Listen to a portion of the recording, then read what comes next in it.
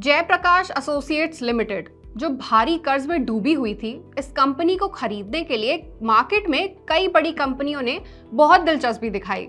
ये एक ऐसी कंपनी है जो बहुत लंबे समय से भारी कर्ज के बोझ तले दब चुकी थी और उसका फ्यूचर भी बहुत अनक्लियर था। लेकिन अब एक बड़ी खबर सामने आ रही है। वेदांता ग्रुप ने अपनी 17,000 करोड़ रुपए की डील के साथ जयप्रकाश एसोसिएट्स पर पूरा कंट्रोल हासिल कर लिया है। सबसे खास बात यह है कि इस डील को सीसीआई यानी कंपटीशन कमीशन ऑफ इंडिया की मंजूरी भी मिल गई है। सीसीआई की मंजूरी मिलने के बाद अब ये डील ऑफिशियली फाइनल हो चुकी है, जो वेदांता के लिए एक बड़ा कदम है। वेदांता इस डील के जरिए अपनी बिजनेस को और बढ़ाने की तैयारी में है, खासकर इंफ्रास्ट्रक्चर और सीमेंट सेक्टर में। इस एक्विजिशन के थ्रू वेदांता न सिर्फ अपने ऑपरेशंस बढ़ाएगा, बल्कि एक स्ट्रगलिंग कंपनी को फिर से प्रॉफिटेबल बनाने की कोशिश भी करेगा। तो चलिए इस पूरे मामले को डिटेल में समझते हैं। नमस्कार, मैं हूं सलोनी त्यागी और आप देख रहे हैं मनी 9। जयप्रकाश एसोसिएट्स लिमिटेड जो मेनली सीमेंट, रियल एस्टेट और इंफ्रास्ट्रक्चर के बिजनेस में थी, पिछले कई सालों से भारी कर्ज के बोझ तले दब चुकी थी। कंपनी के ऊपर लगभग 59,000 करोड़ रुपीस का कर्ज था और इन्हीं फाइनेंशियल प्रॉब्लम्स के चलते कंपनी अपने क्रेडिटर्स को पैसा वापस नहीं कर पा रही थी।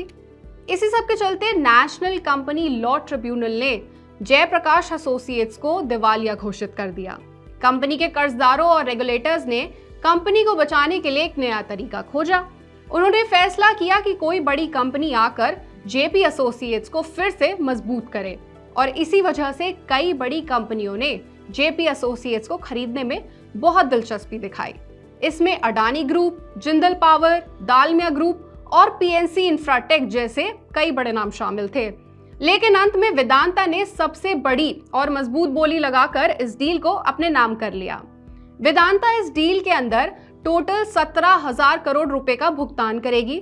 इसमें से करीब 3,800 करोड़ रुपए का अपफ्रंट पेमेंट यानी तुरंत भुगतान किया जाएगा और बाकी की रकम अगले 5 सालों में इंस्टॉलमेंट्स में दी जाएगी। ये डील ना सिर्फ जेपी एसोसिएट्स के कर्ज को रीस्ट्रक्चर करेगी, बल्कि कंपनी के एसेट्स को भी और मजबूत और स्थिर करने में मदद करेगी। अब आप सोच रहे होंगे कि आखिर इस डील में सीसीआई की मंजूरी इतनी जरूरी क्यों थी? वो इसलिए क्योंकि सीसीआई एक रेगुलेटरी बॉडी है जो ये देखती है कि कोई भी बड़ा मर्जर या एक्विजिशन मार्केट में कंपटीशन को किसी भी तरह से नुकसान न पहुंचाए।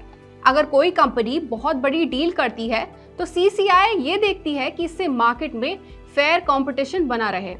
इस बार भी सीसीआई ने वेदांता और जेपी एसोसिएट्स की डील को अप्रूव किया, जिससे ये प्रूव होता है कि ये डील मार्केट के लिए बिल्कुल सही है और इससे कंज्यूमर्स को कोई नुकसान नहीं होगा। इस पूरे मामले पर फाइनेंशियल एक्सपर्ट्स और रेटिंग एजेंसीज ने मिक्स्ड रिएक्शंस दिए हैं। सबकी अलग अलग राय है। क्रेडिट साइट्स और S&P ग्लोबल रेटिंग्स जैसी एजेंसियों ने चेतावनी दी है कि जेपी एसोसिएट्स का भारी कर्ज और उसकी कमजोर फाइनेंशियल परफॉर्मेंस वेदांता के लिए बहुत रिस्की हो सकती है। साथ ही ये भी कहा जा रहा है कि वेदांता के लिए रियल एस्टेट और सीमेंट सेक्टर नए क्षेत्र हैं, इसलिए उन्हें इन बिजनेसेस को संभालने में काफी परेशानियों का सामना करना पड़ सकता है। वेदांता पहले से ही माइनिंग, मेटल्स और एनर्जी सेक्टर में एक बड़ा नाम रहा है और इस एक्विजिशन से वेदांता को नए सेक्टर्स जैसे सीमेंट और इंफ्रास्ट्रक्चर में कदम रखने का मौका मिलेगा। साथ ही कंपनी के रेवेन्यू को डाइवर्सिफाई करने में भी मदद मिलेगी। जयप्रकाश एसोसिएट्स के एसेट्स का सही इस्तेमाल करके वो उन्हें एक स्ट्रगलिंग कंपनी से प्रॉफिट मेकिंग बिजनेस में बदल भी सकते हैं। फिलहाल सीसीआई की मंजूरी के बाद इस डील को नेशनल कंपनी लॉ ट्रिब्यूनल से भी मंजूरी मिलनी है। अब देखना यह है कि आखिर वेदांता कैसे जयप्रकाश एसोसिएट्स के भारी कर्ज को मैनेज करती है और क्या वो जेपी एसोसिएट्स की गाड़ी को वापस पटरी पर ला पाएगी। वेदांता ग्रुप और जयप्रकाश एसोसिएट्स की इस डील से जुड़ी ये जानकारी आपको कैसी लगी, हमें कमेंट सेक्शन में जरूर बताएं। साथ ही ऐसी ही और खबरों और अपडेट्स के लिए जुड़े रहिए हमारे साथ सिर्फ मनी 9 पर।